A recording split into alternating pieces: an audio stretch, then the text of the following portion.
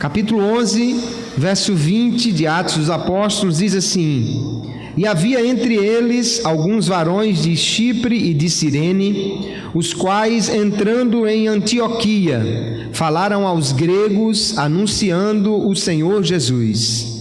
E a mão do Senhor era com eles, e grande número creu e se converteu ao Senhor. E chegou a fama destas coisas aos ouvidos da igreja que estava em Jerusalém, e enviaram Barnabé até Antioquia, o qual, quando chegou e viu a graça de Deus, se alegrou e exortou a todos a que, com firmeza de coração, permanecessem no Senhor, porque era homem de bem e cheio do Espírito Santo e de fé, e muita gente se uniu ao Senhor. E partiu Paulo para Tarso a buscar Saulo, e partiu Barnabé para Tarso a buscar Saulo, e achando-o, o conduziu para Antioquia. E sucedeu que todo um ano se reuniram naquela igreja e ensinaram muita gente. Em Antioquia foram os discípulos pela primeira vez chamados cristãos. Amém. Glória a Jesus. Hoje, queridos, a palavra cristão é de amplo conhecimento. É difícil pensar em alguém nesse mundo que já não tenha ouvido, pelo menos, falar dos cristãos. Afinal de contas, é a maior, se não uma das maiores religiões em número de adeptos no mundo inteiro, e uma das mais antigas dentre as mais numerosas, as que têm maior número de adeptos. Portanto, cristão é uma palavra que muitas pessoas conhecem, que muitas pessoas sabem a que se refere, ou pelo menos têm uma ideia a que se refere a palavra cristão. Na Bíblia Sagrada, no Novo Testamento, nós temos apenas 3 ocorrências da palavra cristão. A primeira é aqui em Atos capítulo 11, no verso 26, que lemos, onde diz que pela primeira vez os discípulos de Jesus foram nominados desta forma, foram chamados por este termo cristão, que significa exatamente aqueles do partido de Cristo, ou aqueles que seguem a Cristo. Nós vamos encontrar outra ocorrência no mesmo livro de Atos dos Apóstolos, capítulo 26 e o verso 28, na boca de Agripa, que vai dizer: Paulo, por pouco tu queres que eu me torne um cristão. E parece que ali ele usa cristão de uma forma desdenhosa. Ele usa ali cristão de uma forma diminutiva do termo, como que Paulo quisesse que ele se tornasse um fanático, um louco, ou alguma coisa parecida. E a última e a terceira ocorrência desta palavra no Novo Testamento é na epístola de Pedro, a primeira, capítulo 4, verso 16, que ele diz: se alguém sofre como cristão, isto é coisa boa aos olhos de Deus. E nesta noite, então, eu gostaria de, com os irmãos, nós olharmos para a Bíblia Sagrada, notadamente para esse texto de Atos capítulo 11, para entendermos o que significa ser verdadeiramente um cristão. Porque há muitas percepções diferentes, há muitos conceitos diferentes. Hoje parece que há um número muito grande de cristãos por aí, mas precisamos saber se eles são cristãos de acordo com o que a Bíblia diz que deve ser um cristão. Se são cristãos, nós aqui precisamos testar o nosso conceito de cristão para ver se está de acordo com o que a Bíblia nos ensina, de acordo com o que nós vemos aqui no livro de Atos dos Apóstolos, quando os cristãos surgiram, quando eles começaram a aparecer. E nós poderíamos perguntar então, o que faz de alguém um cristão? Alguém pode dizer: cristão é aquele que participa de uma igreja, é aquele que pertence a uma igreja cristã. Ora, cristão é aquele que vai numa igreja, é aquele que frequenta os cultos, é aquele que pertence a uma igreja ou a uma comunidade, a uma instituição que é cristã. Mas será que apenas isso define o ser cristão? Outro pode dizer, cristão é aquele que usa um símbolo cristão. Se está com a Bíblia debaixo do braço. Se está com um crucifixo no peito. Se está com algum símbolo que identifica ele como cristão, então é um cristão. Mas será que também apenas o uso de um símbolo próprio dos cristãos torna alguém verdadeiramente um cristão?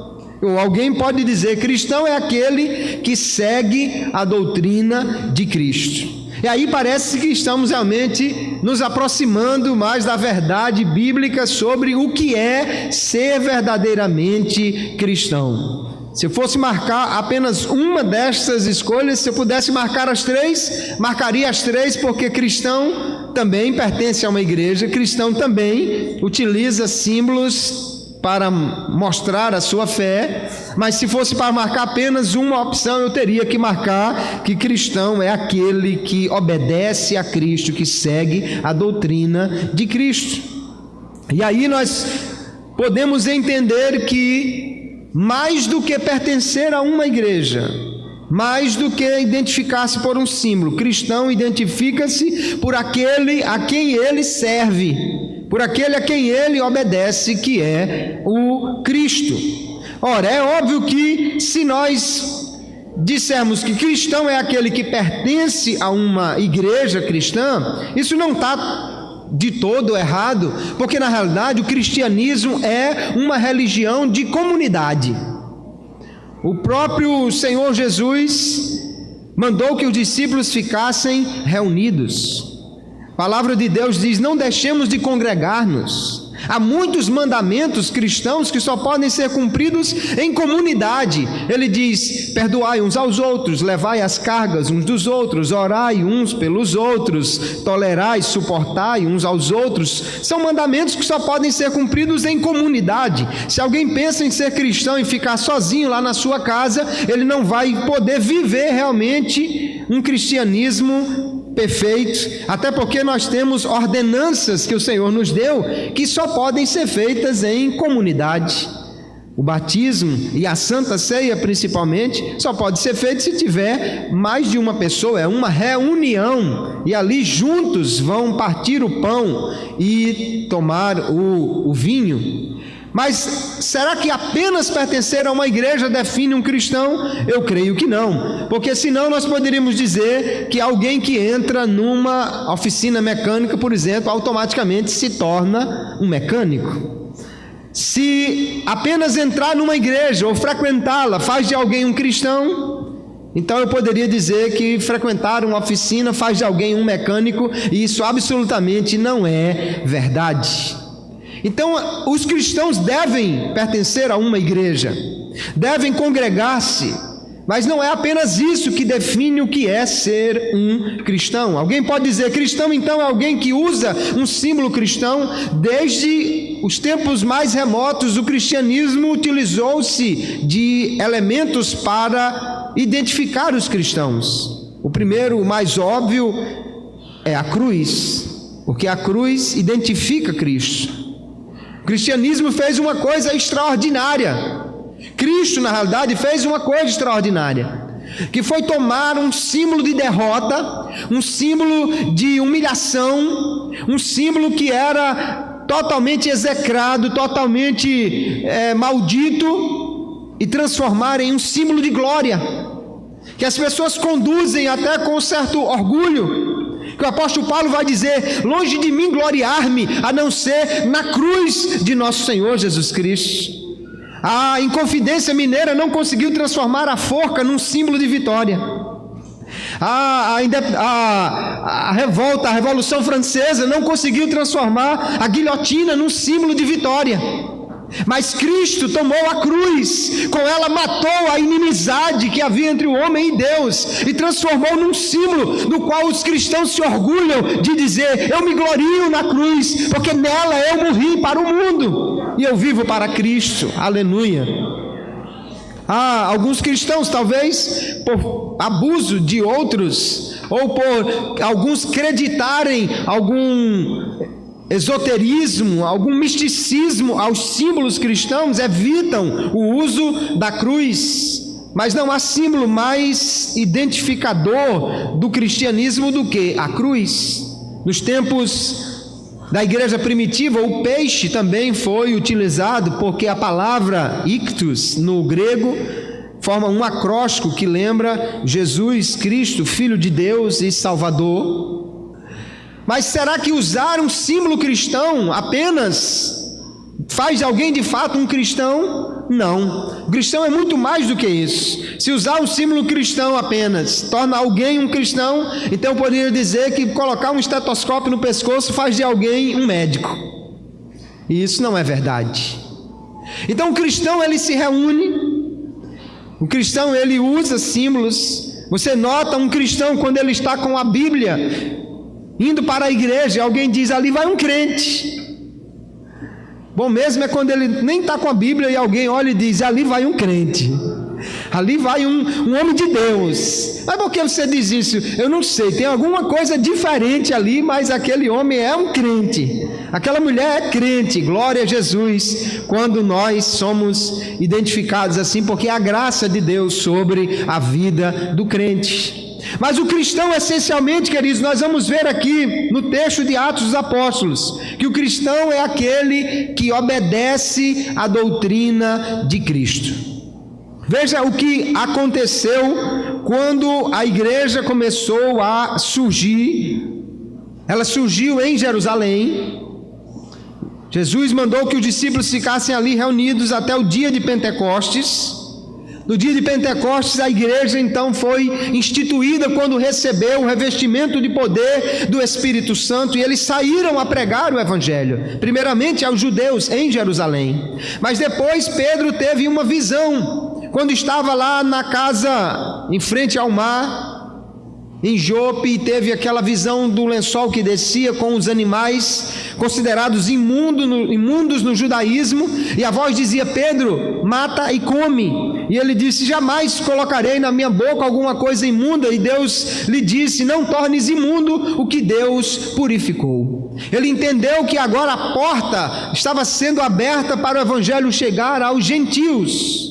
E de fato, alguém já está na sua porta convidando para ir até a casa de Cornélio. Ele prega o evangelho, aquela família se converte ao Senhor e em seguida são batizados com o Espírito Santo. E ele diz: o mesmo dom que foi dado a nós, os judeus, foi dado também aos gentios. Alguém pode negar a água para que eles sejam batizados em água? Começaram então os gentios a ouvir e a responder o evangelho. Mas note, foi um gentio que procurou. Foi Cornélio que recebeu um anjo na sua casa, que mandou que ele buscasse Pedro. Não foi a igreja que procurou os gentios, foi o gentio que estava já bem próximo da fé que procurou a igreja. Mas houve uma perseguição. Por causa da perseguição, os judeus, os crentes judeus, se espalharam.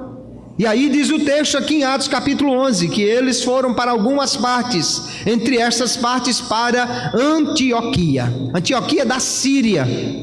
Eles chegaram lá, e pela primeira vez, eles não foram pregar aos judeus, mas pela primeira vez, eles foram pregar diretamente aos gregos. Eles foram pregar aqueles que eram gentios, por definição.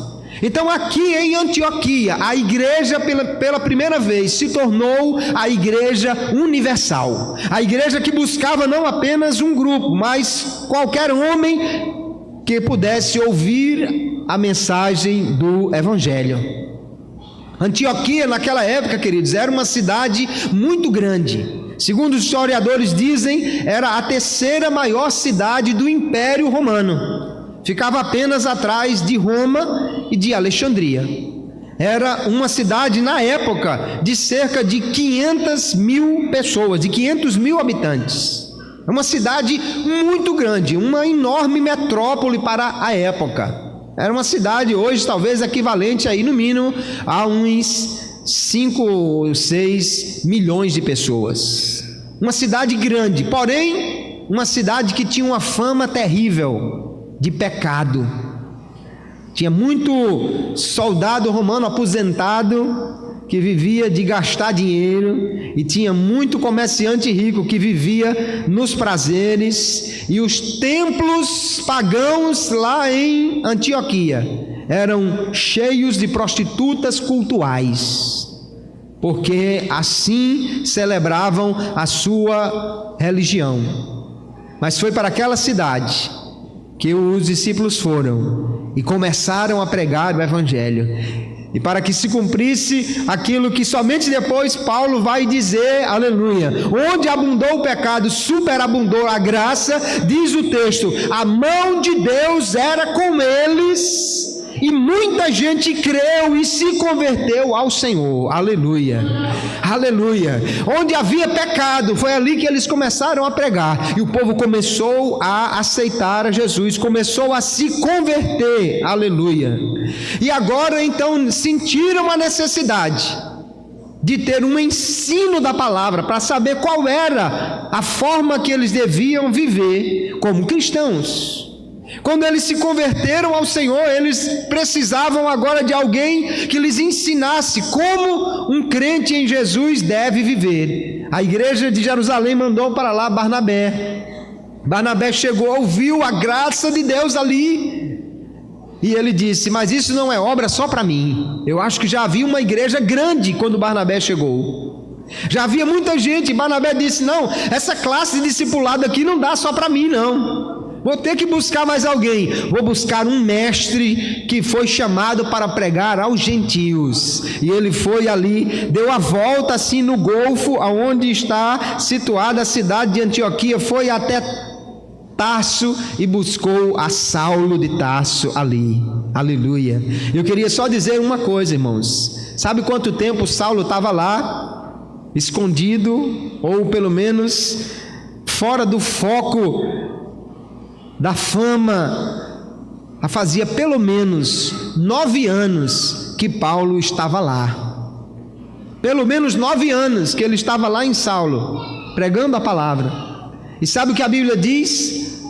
A igreja crescia, o evangelho era proclamado, sem Paulo, porque Deus não precisa de A ou de B, mas Deus tem o tempo certo para levantar alguém para fazer a sua obra.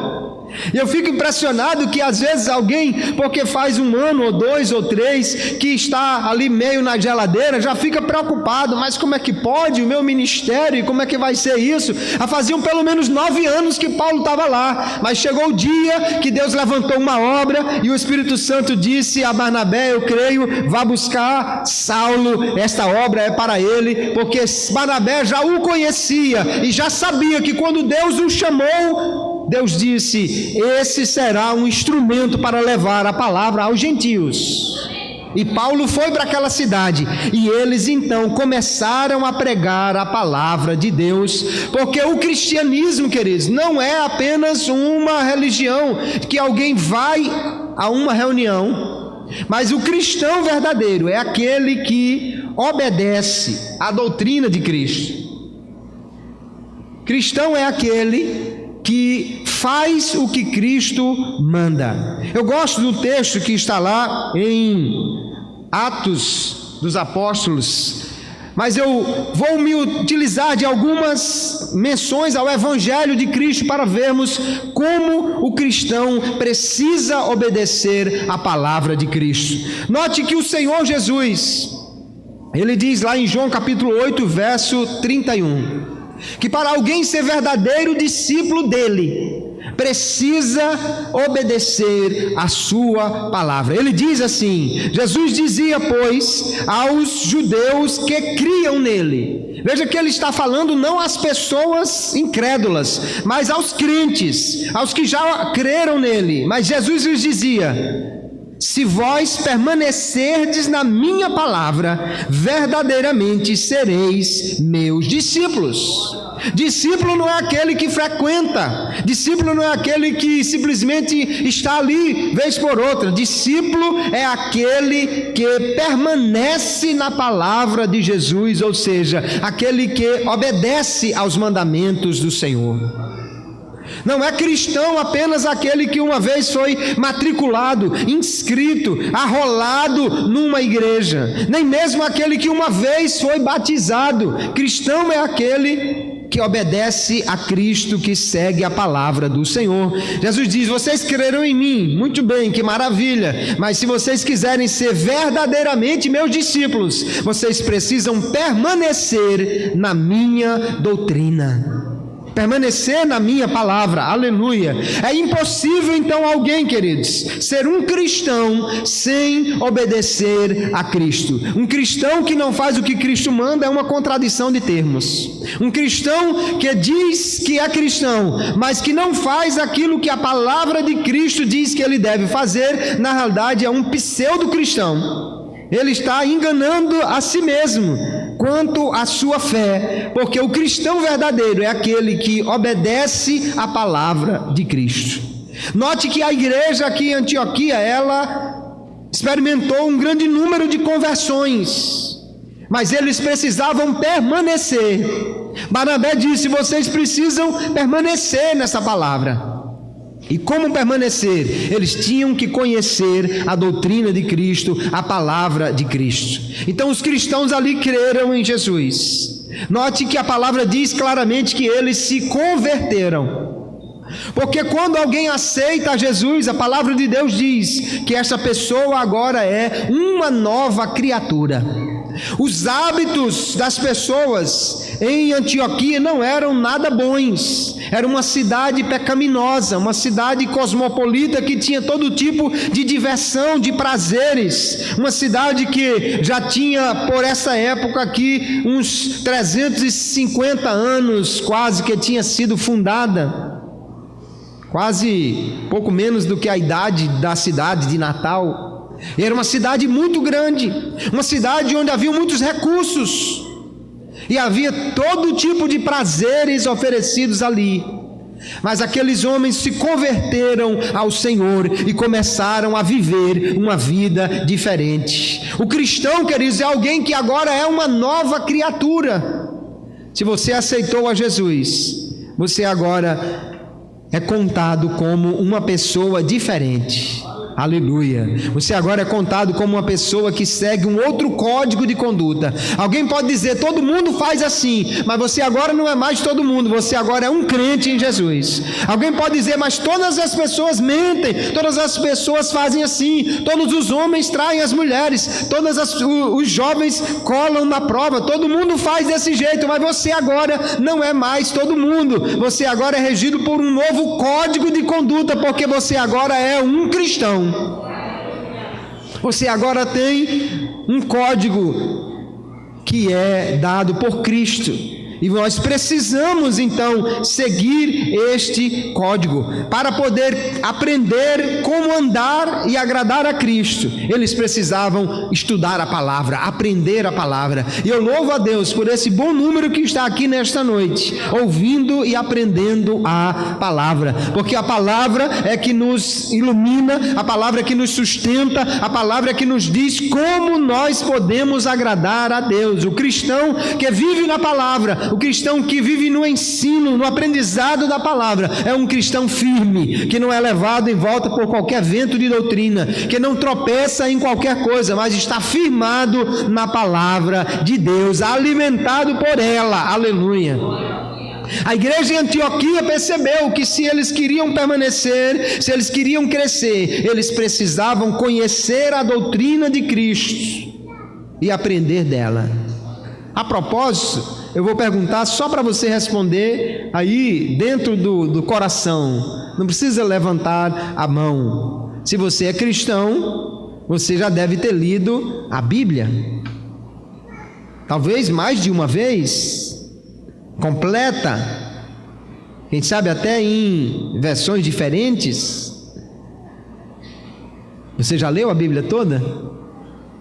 Se você não leu, é hora de começar, Porque cristão precisa conhecer a palavra de Cristo, e a palavra dele está aqui, na Bíblia Sagrada, aleluia. Esse é o manual de conduta do cristão, esse é o manual que diz como nós devemos andar. Ali na igreja em Antioquia, eles logo perceberam que se queriam crescer, eles precisavam aprender a palavra de Cristo para viver de acordo com ela. Um cristão não pode ser genuinamente cristão se ele não anda de acordo com a palavra de Cristo. Aí veja que o cristão, ele obedece a Cristo, ele cumpre a palavra de Cristo, mas às vezes, irmãos, parece que muitos cristãos sentem muita dificuldade em cumprir a palavra de Cristo. Às vezes alguns cristãos têm dificuldades para cumprir os mandamentos. Muitos dizem, não é fácil, tem que pagar o preço, ser crente é muito difícil. Mas eu gostaria de nesta noite trazer à luz da palavra de Deus como nós podemos cumprir os mandamentos com muito mais facilidade. Sabe qual é o segredo para obedecer a Cristo? É amar o Senhor. O segredo para obedecer é amar. Jesus disse assim em João capítulo 14: se me amardes, guardareis os meus mandamentos. Aleluia. Porque é fácil, irmãos, obedecer quando nós amamos. Quando você é solteiro, você está em casa e a mãe diz: menino, me ajude aqui, afastar esse guarda-roupa, esse sofá. Não, maninha, pelo amor de Deus, deixa esse negócio nesse lugar, e lá vai.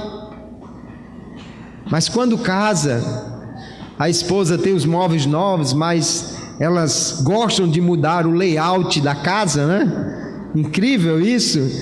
E de repente o sofá tem uma necessidade urgente de virar para o outro lado da sala. E meu filho, faste aqui. E aí lá vai o camarada empurrar aquele sofá e diz: não está bom aqui, vire para esse outro lado. E ele e faz com alegria, e faz com gosto. Por que faz com alegria e com gosto? Porque ama. Aleluia. Porque ama. Aleluia. Quando a mãe diz: menino, vá na padaria. Não, mãe, agora, e lá vai aquela luta para ir na padaria, botar o lixo do lado de fora. Meu Deus do céu, que tribulação. Mas quando começa a namorar, atravessa a cidade, pega 2 ônibus, anda 10 minutos a pé para ir na casa da namorada e faz com a maior alegria do mundo. Porque é tão mais fácil fazer algo que antes era tão penoso. Sabe por quê? Porque ama. O amor transforma o que era pesado em algo leve. Você faz que nem sente, você faz que é uma maravilha, você faz com alegria aquilo que antes era tão penoso. Sabe como é que nós podemos obedecer os mandamentos de Cristo com alegria, irmãos? Quando nós realmente amamos o Senhor. Não é difícil resistir à tentação quando nós entendemos: eu amo a Jesus, Ele não se agrada disso, eu não vou fazer de maneira nenhuma. Eu não acredito que foi tão difícil para José dizer não à mulher de Potifar, se ele amava o seu Senhor. E ele diz: eu de maneira nenhuma eu faria isso contra o meu Deus. Como eu ia fazer uma coisa dessa contra a pessoa que eu amo?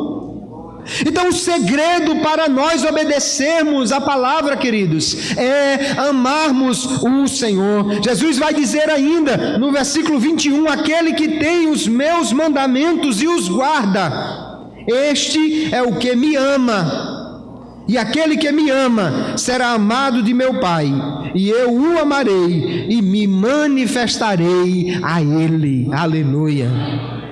Então, se nós queremos obedecer a Cristo, nós precisamos cultivar este amor pelo Senhor, entender que quanto mais amarmos ao Senhor, mais facilmente iremos obedecer aos seus mandamentos.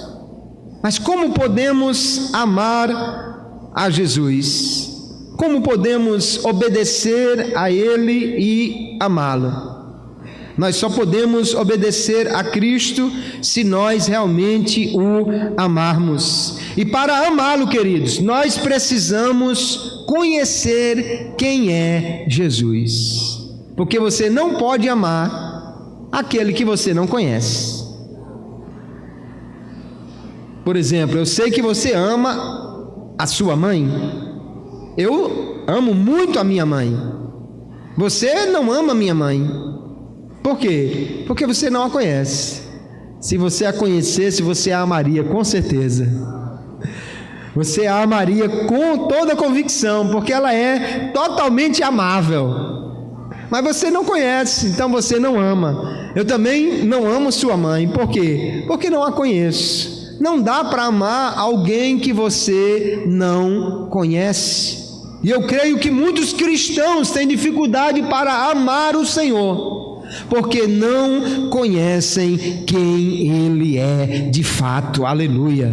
Quando você começar a conhecer o Deus extraordinário, o Deus que não teve dúvidas de ir até a cruz e morrer por nós, o Deus que sofreu as chicotadas, os açoites, que sofreu ali as calúnias em meu lugar para me salvar, aleluia, o Deus que prometeu estar conosco, que não falha, o Deus que me sustenta, o Deus que é a minha provisão, o Deus que não deixa faltar nada a mim, que tem me abençoado, aleluia. Quando nós conhecemos este Deus, irmãos, é impossível não amá-lo, aleluia, é impossível não amá-lo, porque Ele é totalmente amável. João vai conhecer muito bem isso, e ele diz assim, olha, aquele que não ama, não conhece a Deus, porque Deus é amor. O segredo para amar é conhecer a Ele. E conhecer a Cristo é conhecer a sua palavra. Leia a palavra de Deus. Faça como os crentes de Antioquia, estude a palavra de Deus. Quanto mais você lê a palavra, você vai conhecer Jesus. Você vai saber que Ele é o pão vivo que desceu do céu. Você vai saber que Ele é aquele que deu-se completamente em nosso lugar. Não há nenhum outro Deus como o nosso Deus. Não há nenhum outro que tenha nos amado, mesmo sendo fracos, inimigos, mesmo estando distantes, aleluia. Ele nos amou, e não amou apenas de palavras, Ele amou de fato e de verdade, foi até a cruz e provou ali o seu amor por nós. Se você conhece quem é Jesus, você vai com certeza amá-lo, aleluia. E quanto mais você o ama, quanto mais você o conhece, mais você o ama. Quanto mais você o ama, mais fácil será obedecer a sua palavra. Glória a Jesus. Então é impossível ser cristão sem conhecer a Cristo, sem amar a Cristo e sem obedecer a Cristo. Eu vejo alguns cristãos que raramente ou nunca leem a Bíblia. Um dia eu estava pregando para um cristão, ou pelo menos alguém que se dizia cristão, junto com uns irmãos, e um irmão estava ali tomando a palavra e falando, e ele disse, não lembro como na pregação ele falou em Moisés, e quando ele citou Moisés, aquele homem disse, mas espera aí, eu leio a Bíblia, eu conheço a Bíblia, como é que você vem falar para mim de Moisés, um homem que negou Jesus 3 vezes por causa de um galo? Aquele homem não conhecia a Bíblia, ele achava que lia a Bíblia, que conhecia a Bíblia, ele estava totalmente equivocado. Sabe que tem pessoas que dizem que lê a Bíblia, sabe que tem pessoas até que costumam ter a Bíblia aberta lá na sua estante, mas não conhecem o Deus da Bíblia. Como podem amar um Deus que eles não conhecem? Jesus disse à mulher samaritana, vocês adoram o que vocês não conhecem.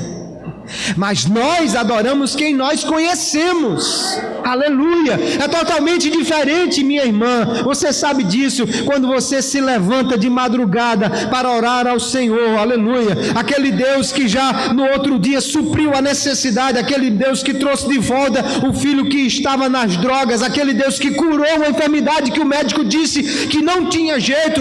Quando você dobra os seus joelhos para falar com esse Deus que você conhece, aleluia, você diz: meu amigo, meu amor, minha paixão, minha vida, meu Senhor, aleluia.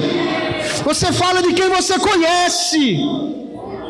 Como alguém pode ser um cristão e não conhecer de fato quem é Jesus? Quando não conhece, não ama. Quando não ama, os mandamentos se tornam pesados. Aleluia. Veja que João diz assim: olha, aquele que diz eu o conheço e não guarda os seus mandamentos é mentiroso, e nele não está a verdade. É impossível um cristão que diga: não, eu sei quem é Jesus. Você conhece o Jesus do filme da Páscoa, você conhece o Jesus da peça lá de teatro na rua, mas você não conhece o Jesus do Evangelho, e nem conhece o Jesus que opera milagres na vida dos crentes. Porque se conhecesse, guardaria os seus mandamentos. Aquele que diz eu conheço Jesus, eu sou cristão, e não anda de acordo com Cristo, não é um cristão de verdade. A igreja de Antioquia percebeu que se queria ser cristão de verdade, precisava conhecer a palavra de Deus. E diz o texto bíblico que Paulo foi com Barnabé e passaram um ano inteiro ensinando ali a palavra de Deus. Aleluia.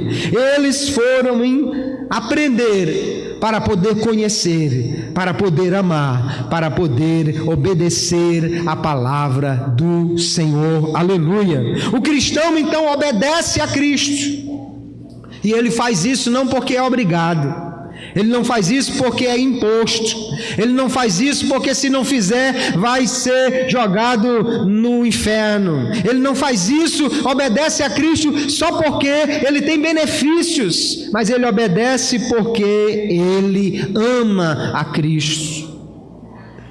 E nós precisamos aqui fazer uma autoavaliação, irmãos, se ainda é muito pesado para nós cumprir os seus mandamentos, se ainda é muito difícil para nós obedecer a palavra do Senhor, se às vezes quando queremos fazer alguma coisa o Espírito fala ao coração dizendo não faça isso, nós ainda assim fazemos, se temos ainda dificuldades para obedecer, é porque infelizmente ainda não o amamos o suficiente. Quando alguém ama de coração, quando alguém ama completamente, não tem dificuldades para fazer aquilo que agrada o outro. Você conhece certamente histórias de maridos que atravessaram a cidade de madrugada procurando um doce de abóbora, procurando um picolé de jaca ou qualquer outra coisa completamente complicada de se achar, procurando manga numa época que não tem manga, morango numa época que não tem morango em canto nenhum, mas que foram à procura, porque a esposa grávida estava desejando, e eles se enfrenharam nessa aventura. Por quê? Porque amavam, aleluia, porque amam, aleluia. Não é difícil obedecer a Cristo quando nós o amamos. O cristão obedece a Cristo porque o ama. A palavra de Deus diz assim: porque este é o amor de Deus, que guardemos os seus mandamentos. E porque o amamos, aí o texto diz: ora, os seus mandamentos não são penosos, não são muito pesados, não são duros de carregar, não. Pergunte a quem ama se é ruim fazer o que agrada a outra pessoa. Pergunte ao namorado se ele acha ruim voltar tarde da noite da casa da namorada. Eu às vezes perdi o horário do ônibus, voltava a pé que não tinha ônibus. Por quê? Que insensatez! É o amor, aleluia. É o amor que faz estas coisas. Um cristão que ama a Jesus, que ama ao seu Senhor, não sentirá dificuldades para cumprir os seus mandamentos. Se ainda olhamos para os mandamentos, se ainda achamos difícil cumpri-los, precisamos nesta noite dizer: Senhor, eu quero te conhecer melhor, eu quero te amar mais, eu quero que o Senhor me dê mais amor, eu quero que o Senhor encha o meu coração de amor, porque se nós amamos, queridos, nós guardamos os seus mandamentos, e isso não é difícil, não é pesado, porque quem ama não acha pesado agradar o objeto do seu amor, a pessoa amada. Nós precisamos entender que cristão é aquele que obedece a Cristo, mas o cristão não obedece por medo, o cristão obedece porque ama o Senhor a quem ele conhece. O cristão obedece porque quer agradar o seu Senhor, porque sabe que tem uma dívida com Ele, porque ainda que faça muito, jamais poderá pagar o que Cristo fez por Ele, o que o Senhor fez por mim, o que Ele fez por você, aleluia, não dá para pagar, jamais. O cristão então procura agradar o seu Senhor, e o cristão então, de tanto querer agradar o seu Senhor, ele se torna parecido com Cristo. Os cristãos em Antioquia foram nominados assim. Pela primeira vez na história, alguém disse: quem são essas pessoas? E alguém disse: esses são cristãos. Cristãos? Como assim? É que eles seguem a Cristo, eles se identificam com Cristo. Eles começaram a cumprir ali uma série de mandamentos de Cristo que os tornaram diferentes daquela sociedade, e eles foram destacados. Essas pessoas são diferentes, essas pessoas não são dos adoradores de Dáfnis, eles não seguem os deuses romanos. Essas pessoas são diferentes. Quem eles são? Eles são os de Cristo, aleluia, porque Jesus disse, queridos, que o alvo do cristão é ser igual a Cristo, aleluia. O alvo do cristão é imitar o seu mestre. O Senhor diz assim, Mateus capítulo 10, basta ao discípulo ser como o seu mestre, e ao servo como ao seu Senhor. Aleluia. Essa é a maior definição de um cristão. É alguém que obedece a Cristo, que faz tanto aquilo que lhe agrada, que se torna parecido com Ele. Conta-se que um missionário britânico chamado David Livingstone foi pregar na África, numa época em que as comunicações eram muito mais complicadas do que hoje. E ele escrevia de quando em quando, relatando o que estava acontecendo no campo missionário. Mas de repente as cartas pararam de chegar, e a agência missionária preocupou-se e enviou os irmãos para o último endereço onde ele havia remetido a correspondência, a fim de saber o que tinha acontecido com o missionário David Livingstone. E eles não o encontraram ali, mas disseram: olha, na cidade tal vai haver uma reunião de muitas tribos, pode ser que vocês encontrem ele lá. E eles foram, e ali tinha pessoas de muitos lugares da África, e eles não encontraram de imediato o missionário, mas aproveitaram a oportunidade e começaram a pregar o Evangelho, e começaram a falar de Jesus, que Jesus era bom, que Jesus era misericordioso, que Jesus operava milagres, que Jesus salvava. E alguém no meio da multidão disse assim: olha, essa pessoa de quem você está falando é um sujeito branco, alto, que usa um chapéu engraçado, porque se for, ele passou a semana passada na minha aldeia, e ele estava falando de David Livingstone. Ele já estava tão parecido com Cristo que quando eles disseram como era Cristo, disseram: não, pelas características é um camarada que passou lá na minha aldeia semana passada. Não era Cristo não, mas era um imitador de Cristo, um discípulo de Cristo, que já estava parecido com Ele, que já estava falando como Ele, agindo como Ele, aleluia. Assim deve ser o cristão, alguém que reflete Cristo, Aleluia! Naquela sociedade impura, pecaminosa de Antioquia, os cristãos foram destacados. Esse grupo não é igual aos outros, é diferente. Por quê? Porque eles seguem a Cristo. O discípulo, então, queridos, só alcança a sua perfeição quando ele imita o seu mestre. Ser parecido com o seu mestre é o alvo do discípulo, é a perfeição do discípulo. Jesus disse assim: o discípulo não está acima do seu mestre. Todo aquele que for perfeito será como o seu mestre. Perfeito aqui é um discípulo tão bem instruído, é um discípulo tão bem discipulado, que ele anda parecido com Jesus, ele imita a Cristo, ele reflete a Cristo. E a maior complicação do cristianismo, irmãos, é porque existem muitos cristãos por aí que não parecem nada com Cristo. E pessoas como Mahatma Gandhi dizia: eu gosto do Cristo, mas não gosto dos cristãos. Eu admiro muito o Cristo, mas eu não gosto dos cristãos. Por que ele dizia isso? Porque certamente os cristãos que estavam perto de Gandhi não eram parecidos com Cristo, não eram iguais a Ele. Aleluia! Por isso nós precisamos perguntar: o que Cristo faria se Ele estivesse em meu lugar?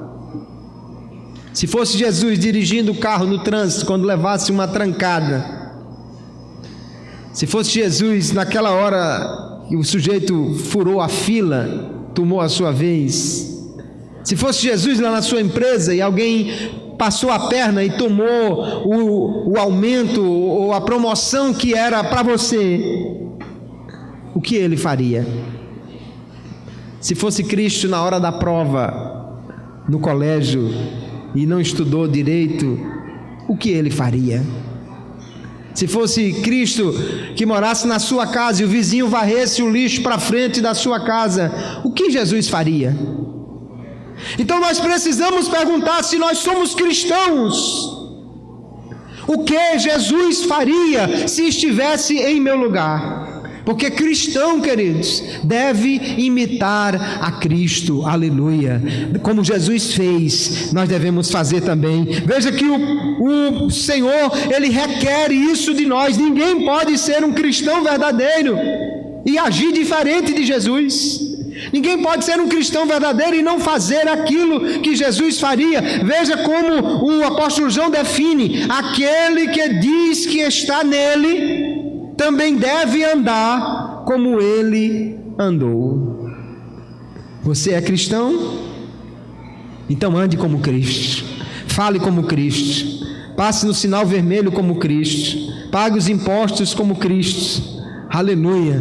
Trate o seu vizinho chato como Cristo, trate o seu colega de trabalho que roubou a sua promoção como Cristo faria se estivesse no seu lugar. Isso é que define os cristãos. Nós estamos num país que a cada dia, dizem os números, cresce o número de cristãos. Há 100 anos atrás éramos 0, alguma coisa por cento. Há 50 anos atrás éramos talvez 8%, 7% da população. Hoje dizem somos mais de 20% da população. Mas a pergunta que eu quero fazer é: o Brasil está menos corrupto, menos violento, mais santo? Então o que estão fazendo os 20% de evangélicos neste país? Porque quando éramos 1% e quando somos 20%, o impacto na sociedade é o mesmo.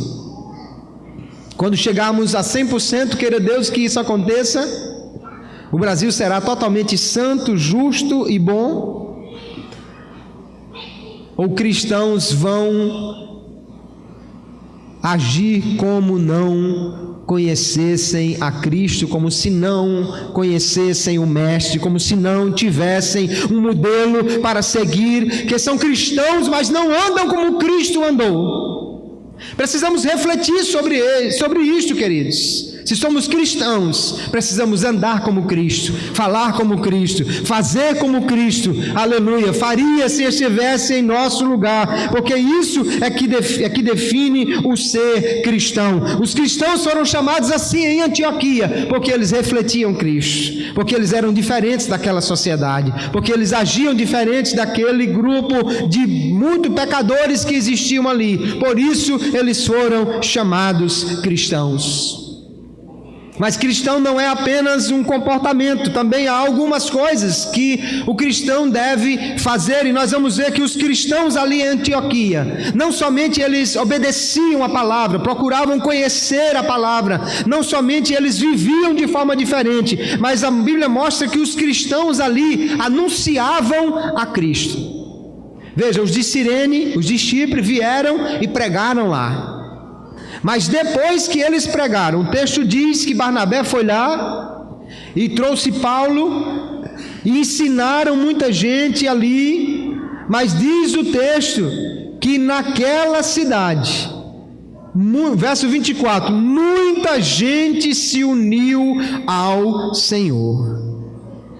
Não foram só os de fora que vieram pregar, não. Agora os crentes de Antioquia estavam pregando a palavra. E isso tanto é verdade, irmãos, que no capítulo 13, eles se tornaram a primeira igreja missionária. A primeira igreja a enviar missionários para o mundo foi a igreja de Antioquia. Essa igreja cresceu com uma chama missionária, com um desejo de pregar o evangelho, e quando chega logo mais adiante, eles vão pregar a Cristo, porque eles entendiam, pregar o evangelho não é simplesmente uma coisa que nós podemos fazer ou não fazer. Pregar o evangelho é uma ordem que recebemos de Cristo. Se obedecemos a Cristo, então devemos pregar o evangelho, porque foi o mestre quem nos mandou, dizendo: ide por todo mundo e pregai o evangelho. Então os cristãos ali em Antioquia, eles estavam fundamentados na palavra. Por essa palavra entenderam que deviam pregar o evangelho, e eles pregavam a outros, até mesmo missionários eles enviaram, porque entenderam que precisavam pregar, porque Cristo mandou fazer isso. É a palavra do Senhor, Mateus 28:20, que diz: portanto, ide, ensinai todas as nações, batizando-as em nome do Pai, e do Filho e do Espírito Santo, ensinando-as a guardar todas as coisas que eu vos tenho mandado, e eis que eu estou convosco todos os dias até a consumação dos séculos. Amém. Isso foi uma ordem de Jesus. Jesus disse: vocês não somente devem guardar, vocês não somente devem guardar a minha palavra, mas vocês devem também ensinar outros a guardar esta palavra.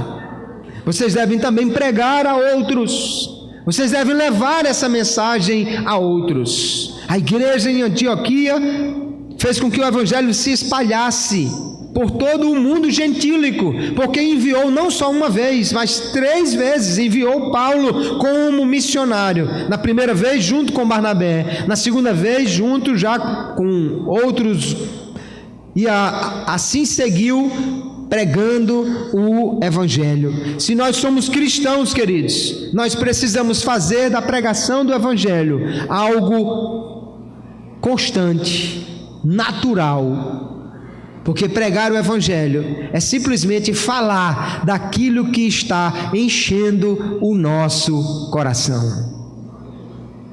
Quando você chega na segunda-feira de manhã e você encontra as pessoas lá no seu trabalho, na sua escola, na parada do ônibus, tem umas que estão fervilhando de futebol. O meu time ontem, eu vi aquele gol, meu amigo, olha aí o goleiro, e lá vai aquela coisa. Ele não fala de outra coisa, porque ele está empolgadíssimo com o esporte no fim de semana. Tem outros que assistiram os reality shows e estão comentando: mas tu viu, fulaninha saiu, ficou, fez isso, fez aquilo, e como é que pode, e aquilo outro. E quando você encontra um crente na parada de ônibus, quando você encontra um crente lá no seu trabalho, de que ele fala? O que está fervilhando no seu coração? O que é que enche o seu coração, que transborda? Aleluia. Se você encontrar com ele na parada, ô meu irmão, que maravilha, eu queria encontrar o Senhor. Olha, o culto ontem foi uma bênção, meu irmão. Jesus curou, batizou. Olha, a palavra foi extraordinária, irmão. Eu acordei hoje ainda me lembrando daquela palavra. Eu estou ainda aqui, olha, cantando o hino que a gente cantou ontem à noite na igreja, porque Jesus é bom, Jesus é maravilhoso. Olha a palavra dele, eu li hoje de manhã, irmão, esse texto aqui. Aleluia. Quando você encontra um crente assim, irmão, você não precisa perguntar o que está no coração dele. Está transbordando, aleluia, está transbordando. Agora, se você encontra o crente na parada de ônibus de manhã e ele só fala do futebol, do reality show ou de qualquer outra coisa, onde está o Senhor que deveria encher o seu coração? Onde está a palavra que deveria borbulhar da sua boca, porque dela estaria cheio o seu coração? Nós somos cristãos quando Cristo domina tanto a nossa vida, que nós não podemos, como diziam os crentes da igreja de Jerusalém, não podemos deixar de falar daquilo que temos visto e ouvido, aleluia. Não posso deixar de falar do que o Senhor tem feito na minha vida, do que tem acontecido no meio de nós, irmãos. Há pessoas por aí precisando urgentemente de uma palavra de esperança, de uma palavra de restauração, de uma palavra de vida, e essa palavra está no seu coração, aleluia. Você vem aqui para ouvir a palavra, para aprender a palavra, para receber de Deus, aleluia, aquilo que você deve repartir com os famintos que estão lá fora. Os cristãos em Antioquia pregavam a palavra, enviavam missionários, por isso foram chamados cristãos. E a última coisa, a última característica nessa igreja que eu vejo, por isso que eles foram chamados cristãos, é que o cristão contribui com a obra de Deus. Vieram profetas da parte de Jerusalém, Ágabo chegou lá, e pela revelação do Senhor disse que haveria uma grande fome, e a igreja de Jerusalém já estava em dificuldades. Vamos lembrar que eles estavam sob perseguição. Quem está sendo perseguido, procurado para ser morto, não pode trabalhar no comércio, não pode manter o seu comércio, não pode agir livremente. Vamos lembrar que Paulo estava pegando os cristãos e lançando na prisão. Vamos lembrar que o Tiago foi morto, que Pedro foi preso. A igreja de Jerusalém experimentou um período grande de perseguição. E também diz o texto que eles vendiam o que tinham e dividiam entre si. E além disso, haveria uma grande fome naquela região do mundo. Então eles entenderam que os crentes de Jerusalém estavam passando dificuldade, estavam passando necessidade. Então o que eles fizeram? Diz o texto que eles resolveram, verso 29, mandar cada um o que pudesse, uma oferta para socorrer aos irmãos que habitavam na Judeia.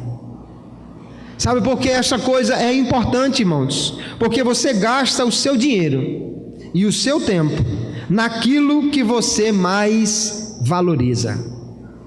Você quer saber o que é que alguém valoriza? Olhe a agenda dele e olhe a lista de pagamentos que ele tem. Porque se alguém gosta muito de sapatos, ele compra muito sapato. Se alguém é apaixonado pelo carro, ele gasta muito dinheiro no carro. Se alguém gosta demais de viajar, ele gasta muito dinheiro com viagens. Se alguém gosta demais de cinema, ele gasta muito tempo no cinema e gasta muito dinheiro com cinema. Se alguém gosta muito de carro, ele gasta dinheiro com carro e gasta muito tempo dentro do carro, limpando o carro, lavando o carro, lambendo o carro, fazendo todo tipo de coisa com o carro, porque ele gosta de carro. Então você quer saber de que alguém gosta ou que ele valoriza? Veja em que ele investe o seu tempo e o seu dinheiro. Por isso, contribuir com a obra de Deus é algo importante para o crente. Sabe por quê? Porque mostra em que nós queremos investir, aquilo no qual nós queremos colocar o nosso dinheiro para ver crescer. Aleluia. Aleluia. E é um antídoto de Deus para evitar a ganância, para evitar a avareza. Aleluia. Os crentes ali, eles ofertaram para ajudar os cristãos necessitados. Não havia na época ainda necessidade de construir templos. Não havia na época necessidade de comprar som, equipamento, ar-condicionado. Não havia essa necessidade. A necessidade ainda era muito básica. Mas vamos lembrar que logo adiante essa mesma igreja vai enviar missionários. E quando envia missionários, precisa sustentar os missionários. Hoje nós vivemos uma outra realidade. O templo tem ar-condicionado, tem impostos, tem água, tem luz, tem telefone. O templo tem som, o templo tem, nós temos uma rádio, e ela não funciona se não pagar a energia, os funcionários e tudo mais. Nós temos missionários espalhados por diversos países. Nós temos obreiros no interior, em cidades às vezes que não têm condição de crescer sozinhas. E tudo isso, queridos, precisa do nosso investimento. Eu aprendo com a igreja de Antioquia que o dinheiro que Deus coloca no bolso do crente é para ele também investir na obra de Deus. Eu acho lindo porque o texto não diz aqui que precisou de fazer uma grande campanha. Quando o profeta disse que haveria uma fome, o Espírito Santo falou ao coração e os crentes de Antioquia disseram: nós precisamos mandar uma oferta para os irmãos. Os irmãos vão passar necessidade. E a palavra de Deus lá em Gálatas 6:6, o apóstolo Paulo diz assim: o que foi instruído na palavra, reparta os seus bens com aquele que o instrui. E a igreja de Antioquia entendeu: se Jerusalém mandou alguém aqui para pregar o evangelho a nós, nós agora precisamos também contribuir com os crentes de Jerusalém que estão necessitados. E assim eles contribuíram, inclusive com missionários como Paulo, e fizeram aquela igreja crescer, e fizeram a obra de Deus crescer, e fizeram o evangelho chegar a outras partes, porque contribuíram. E a palavra de Deus diz: cada um contribua segundo propôs no seu coração, não com tristeza ou por necessidade, porque Deus ama ao que dá com alegria. O crente contribui não é por causa do devorador. O crente contribui não é por causa da janela do céu. O crente contribui não é porque se ele não contribuir está debaixo de maldição. Não, em Cristo nós já somos abençoados com toda sorte de bênção. O crente contribui porque ama a obra de Deus, porque tem alegria em ver o evangelho sendo propagado, aleluia, porque tem alegria de ver a obra de Deus sendo realizada. Por isso o Novo Testamento não fala mais nos termos do antigo para a contribuição, mas ele diz: dê com alegria. É isso que Deus quer. Deus ama o que dá com alegria, porque Deus não está querendo simplesmente o seu dinheiro. O que Deus está querendo é a sua entrega na obra, é você entender que está financiando o reino de Deus, a obra de Deus.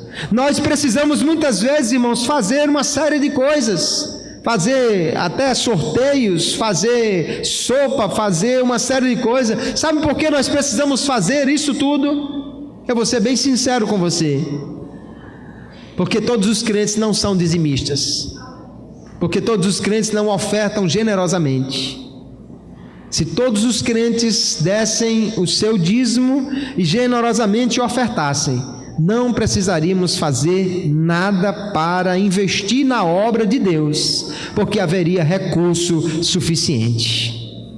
Precisamos entender que nós somos dispenseiros de Deus, e eu fico bem tranquilo para falar isso aqui, porque não recebo o salário dessa igreja. Todo o dinheiro que você põe na salva não vem para o meu bolso, não. Eu só recebo uma ajuda de custo para gasolina, porque eu moro bem distante daqui. O dinheiro é aplicado aqui, e o que vai para a tesouraria geral precisa ir mesmo, porque nós queremos também contribuir com missões. E não sustentamos nenhum missionário aqui, nós não fazemos depósito na conta deles. A tesouraria geral é que faz, precisamos mandar dinheiro para lá, para que chegue até os missionários. Nós queremos ver a Rádio Nordeste funcionando, e só podemos ter a nossa rádio funcionando se tiver o de recurso lá para pagar os funcionários. Mas nós não pagamos daqui, nós temos que mandar o dinheiro para a tesouraria geral, e eles pagam de lá. Os obreiros do interior, as famílias missionárias, tudo isso, queridos, precisa de recurso que temos que enviar lá. Recursos são aplicados aqui, e pela graça de Deus estão sendo aplicados. Eu não vou entrar em detalhes, não vou falar em valores, mas você sabe o que está sendo feito. Se você não sabe ainda, pergunte a alguém que sabe, ou dê uma descidinha aqui, dê uma olhadinha por aqui, que você vai ver que está sendo investido dinheiro aqui, e está sendo enviado dinheiro para lá. Mas nós poderíamos fazer melhor se cada crente fosse como um crente de Antioquia. Meu irmão, vai ter essa necessidade, então eu vou ofertar, eu vou contribuir. Deus ama o que dá com alegria. Glória seja dada ao nome de Jesus. Então, queridos, o que é um cristão? Os discípulos de Jesus, os crentes de Antioquia, foram identificados como cristãos. O que é um cristão? Cristão não é aquele que tem o seu cartão de membro de uma igreja. Cristão não é apenas aquele que anda com uma Bíblia, ou que anda com um crucifixo, ou que anda com qualquer outro símbolo cristão. Cristão, nós aprendemos que é aquele que obedece a Cristo, que imita o seu mestre.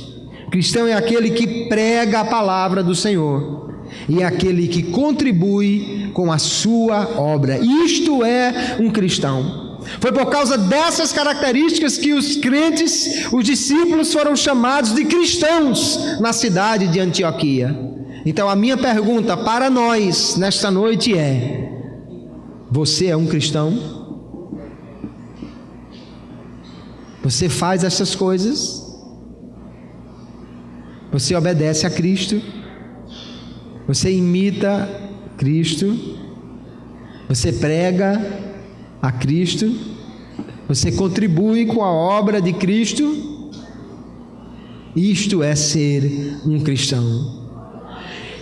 Ouvi uma frase de um cidadão chamado David Fuller, que ele coloca uma pergunta interessante. Ele pergunta assim: se você fosse preso sob a acusação de ser cristão, haveria provas suficientes para condená-lo?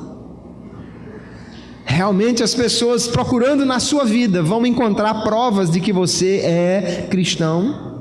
Olhando para você, acompanhando o que você publica nas redes sociais, olhando como você age no seu trabalho, na sua escola, acompanhando a sua vida. Se alguém colocasse um detetive atrás de você para levantar tudo o que você faz, haveria provas suficientes de que você é um cristão genuíno? Que Deus nos ajude. Aleluia. Que quando alguém passar ali naquela rua em frente, ele possa dizer: essa igreja está cheia de cristãos. Mas por quê? Porque eles frequentam uma igreja cristã? Não é só por causa disso.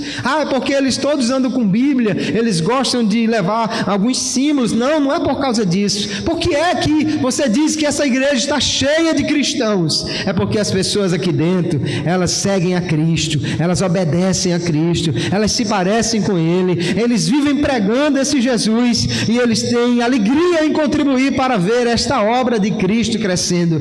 Isto é que faz alguém um cristão. Que Deus nos ajude, que nós possamos ser genuinamente cristãos, e que o mundo possa ver, dizer aleluia e proclamar: ali há um cristão, ali naquela igreja tem cristãos. Não é por causa do símbolo, nem por causa do templo, mas é por causa do Cristo que nós servimos, daquele a quem amamos, a quem obedecemos, com quem nos identificamos, e queremos que Ele cresça, que a sua obra cresça a cada dia. Você é um cristão? Você é um cristão genuíno? Se não cabe toda essa característica em você, que o Senhor lhe ajude, que Ele nos ajude, que possamos ser genuínos cristãos a cada dia.